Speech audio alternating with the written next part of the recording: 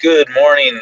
Blessings from the kingdom of the Son of God in the beautiful San Gabriel Valley in Southern California.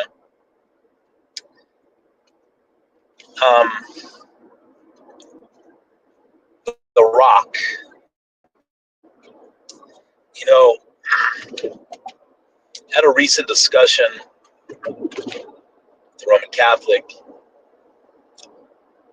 on who is the rock of Matthew 16:13 through 20.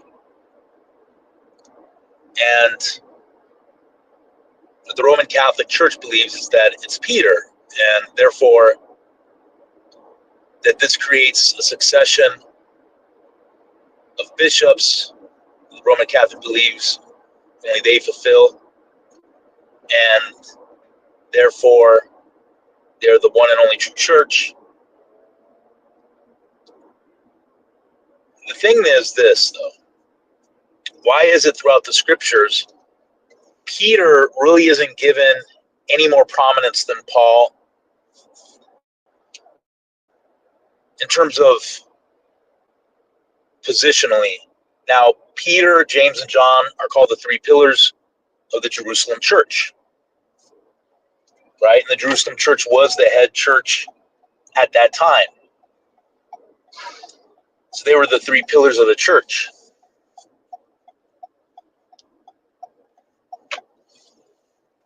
James was the bishop of the Jerusalem church, and even Peter deferred to him during the Jerusalem council.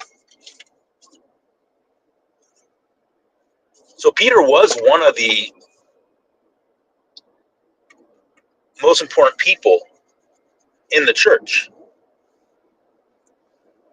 But you don't see him given an authority over everyone else. He's just one of the three pillars. At best, you could say he's one of the top three.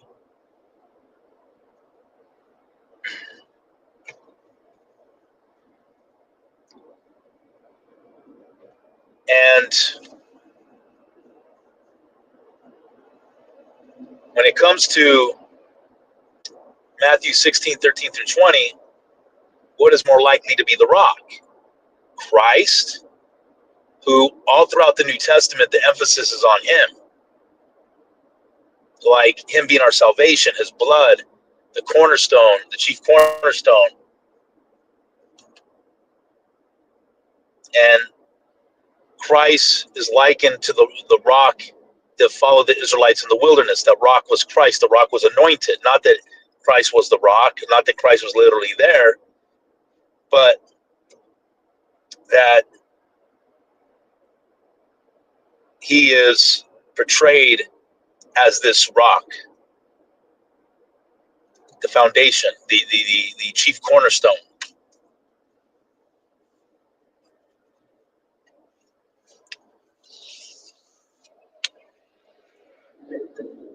So when you read the whole of the New Testament, again, what makes more sense, that Peter is the rock that the church will be built on, or Christ? It just is. It shouldn't be brain surgery, brain science. And the rock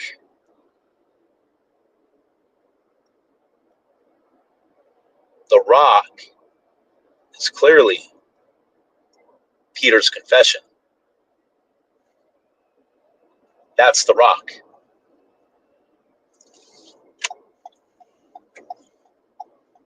Peter's confession, which was, "You are the Christ, you are the Son of the living God." It is that confessional statement of faith, that the church was and is to be built on. Peter is the Christ. Jesus is the Christ and the Son of the living God.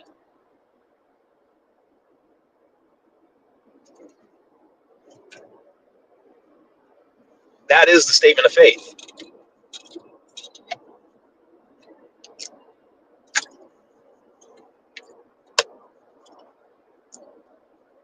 And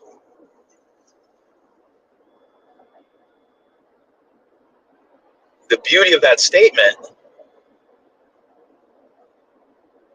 because it identifies the two most important truths about Jesus in identity and position. Identity, he's the literal only begotten Son of God. And it is that belief of his literal begotten sonship that so infuriates the synagogue of Satan. And even the other false Abrahamic religion, Islam, because they say God has no son.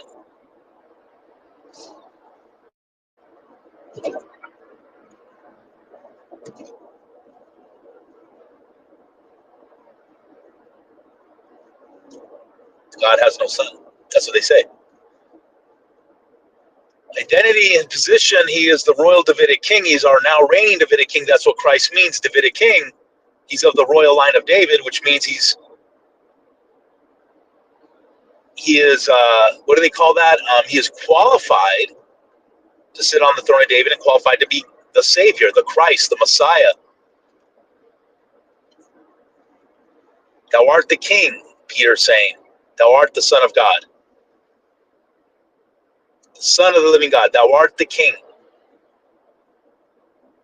The Christ, the Davidic King.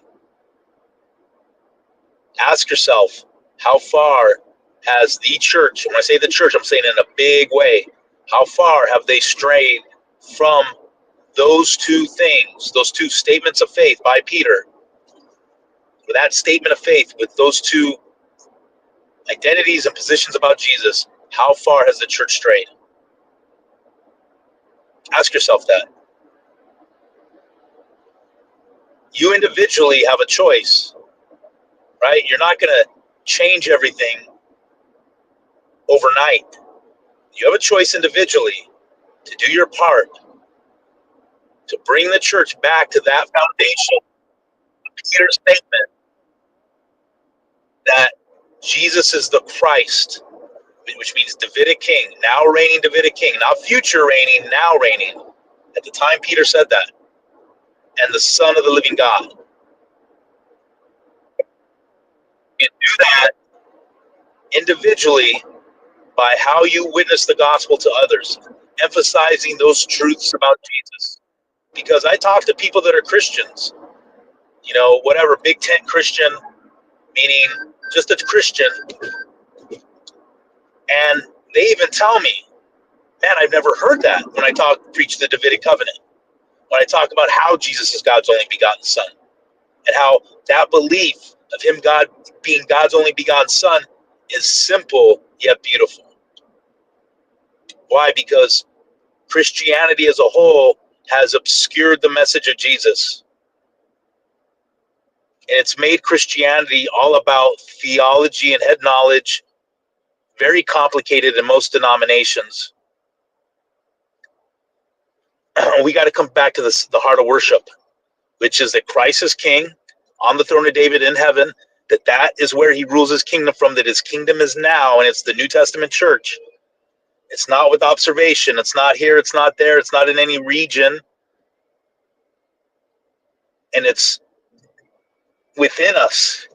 And therefore, we have to live out the king's commands as royal law, which is the Davidic Torah, the Torah of David, which is a Eucharistic Torah. And those requirements are laid out in the Sermon on the Mount. Everybody, you look at the world of Christianity, what is it? Gang fighting. Roman Catholic versus Greek Orthodox, Protestant versus them, a Baptist versus Calvinist, and the list goes on and on. The Trinitarians versus oneness, Trinitarians versus Unitarian, oneness versus Unitarian.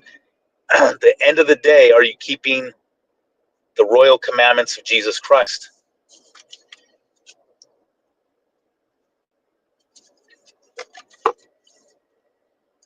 Are you keeping the royal commands of Jesus Christ?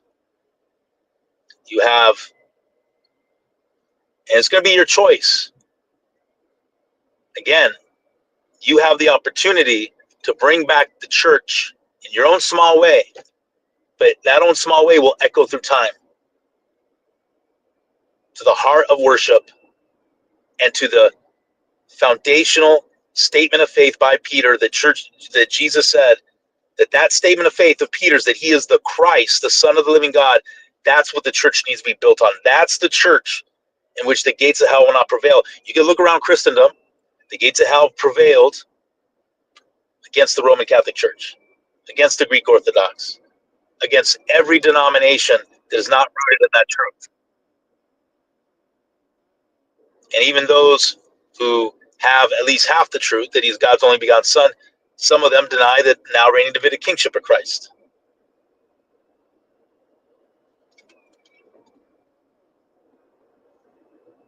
But the rock is Christ, and namely the statement of faith that Peter made in Matthew 16, 13 through 20. The beauty of it is this. Your salvation rests on no church, no man, but believing in those two key things. And we see that reiterated in 1 John 5, 1. And what does that say? Those who believe that Jesus is the Christ are begotten of God, and those that love him that begat, that's God the Father, love him that is begotten of him. That's the Son of God, Jesus Christ. What is it? That's the simple formula, not even a formula, that's a simple way to be begotten from above by God. Believing that. Now, churches and men love to complicate things and convolute things because, for one, it could be for control. It could be they're bored. And some people just like to overthink things, overcomplicate things.